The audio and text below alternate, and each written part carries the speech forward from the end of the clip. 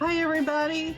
I'm your host, Master Sergeant Retired, AnnaMaria Belivin, that is blessed today to be conversing with Dr. Tim Wiles. Welcome to the show. That's it, Master Sergeant. It is great to be here. And I tell you, one of the things that does happen is that life can go sideways. There are things that happen that none of us put on our calendar or we schedule, and unfortunately, can really have a significant impact in our life in a negative way. And it's good to know that there are things that we can do, like you said, to where we can make our way through that dark tunnel and to be able to live better, to be able to live well and in a way that we all desire. Yes, I went through a period of time in my life where I was so depressed that I never really believed. Now, that's the key, right? Believed that there would ever be another day where I could actually be me. But you are here to show us there is a way that we can get through this. Yeah, that's right. And in the times when we experience traumatic effects, they really impact every bit of who we are. And I think you hit the nail on the head. You don't feel like yourself. And most people, particularly like the level where you're at, and many veterans, they've worked super hard. They're high achievers. They're people that just go out and get it done. People that have that suck it up and drive on mentality. And there's a good part of that, but there's also a part that works against us. And we feel like, oh no, something's wrong with me. Life's gone sideways, and what's happening here that I can't seem to kind of get where I want to go. And there's things that will impact us cognitively in terms of our brain, our emotions, easily angered, affects your spirituality, your job, your relationships, people you love, and even your finances. So, every bit of who we are is impacted by PTSD, no question. Okay, so now that we know this, what do we do? Yeah, that's right. So, well, PTSD, there are a lot of people that focus on the diagnosis of it, and we need those people in our lives. And they're pretty important because I think getting to that place to know that, hey, there is something real that's happening to me. It's not something made up. And I think that's a challenge because a lot of people think, oh no, it's because you're weak or something you're just making up, or people don't quite understand it. Well, it is real. In fact, 1 in 7 people that go through a trauma experience some really significant impacts in their life. And I think that that's something that is important. And I don't like to look at it like a disorder. If you put your hand out there and I smacked it with a hammer, we wouldn't call that a pain disorder.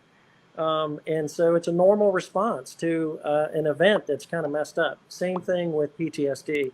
The experience of trauma, whether that's mental, emotional, physical, or spiritual, environmental, it's not a disorder in terms of how we react to that. So the nervous system is created so that we could survive. And the idea is that if I put my hand on a burner, as say a young boy, the next time I get close to that, and you feel that heat and you draw back, we wouldn't call that a disorder. It's actually there to protect you and to help you live. And that's what happens with the traumatic response inside of us. And the good thing is to know how that nervous system functions, and that we can actually do something about it to create new, stronger, healthier patterns so that we can be well. This sounds very promising. Tim, can you show us more? Yeah, what I'd like to do now is actually go to a particular screen to be able to share so that I can talk about the nervous system just a little bit. And what you're seeing here is an actual electrocardiogram. And the reason why I'm showing you this is to know that this actually affects our heart, our brain, but also pretty important systems within our body. And so we call that your autonomic nervous system, or it's your automatic function that's there. And when we analyze it, we can actually gain a picture of how well the nervous system is functioning in terms of the stress response, how it's impacting your fitness, your mental ability, your resilience, your sleep, your fitness. And those are all really key drivers to being able to live well. And so what you see here is those spikes in the ECG is where the heart beats. And at the top, you see the where it says RR intervals. Those are actually milliseconds, or in the first section, it's 1,020. That's 1.2 seconds, 1.4, 0.93, and so on. Well, people tend to think that the heart beats in a very metronome-like way, in a very exact way, but actually that's not true. When we exhale, our heart slows down, and when we inhale, it speeds up, or the distance between the beats shortens. Now, what does all that mean? Here's the part that's really weird. The more variation you get between beats, the healthier you are, and the more resources you have to be able to deal with stress. So that's something that's pretty strange. So what you're saying is the more, when we're stressed, we're taking shallower breaths and not deep breaths. In a sense, that is causing our trigger of not being able to handle stress in our bodies. So our breathing patterns are affected, and when you do experience something like stress where there's anxiety, we tend to breathe very fast and very shallow.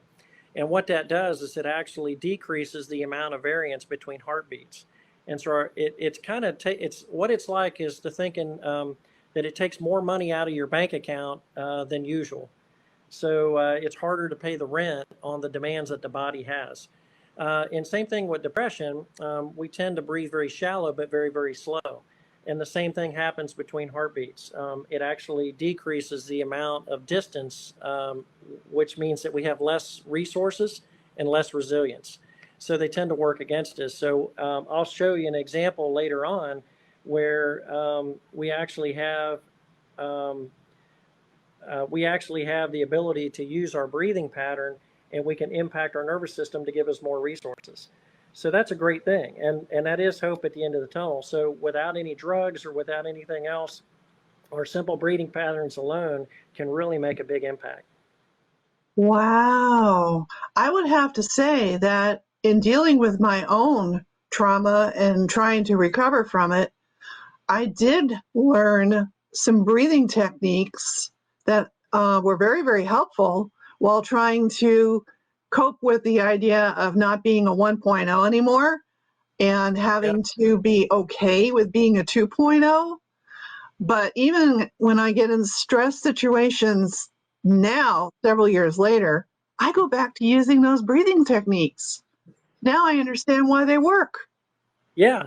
And one of the things is that they help to overcome the emotions that change our heart rate, but we can also work that the other way around. And when we give our nervous system more resources, then it changes the way in which our brain works as well. So it actually works in reverse, which is pretty interesting.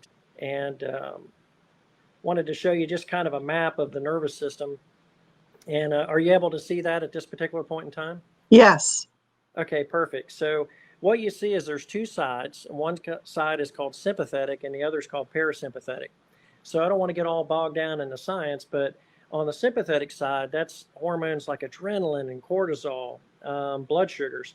On the parasympathetic side, it's hormones that actually build you up and has a whole different sense of resources like human growth hormone, testosterone, insulin, and DHEA, which is a wonderful hormone that the brain just loves from the standpoint of happiness and just overall well-being. But the whole point I wanted to show you here in this particular slide is that the nervous system affects a lot of key functions. So you see everything really from head to toe, it's impacting that's pretty important. And our breathing patterns alone can actually help us make a shift to get from anxiety to a place of peace and stability. So so what questions do you have as you kind of look at that? And I'll go ahead and go back to AnnaMaria at this point in time. This is truly amazing, the way our bodies were created to basically, get a hold of ourselves. Yeah, that's right. We're going to talk more about this when we get back from this message. Please stay tuned.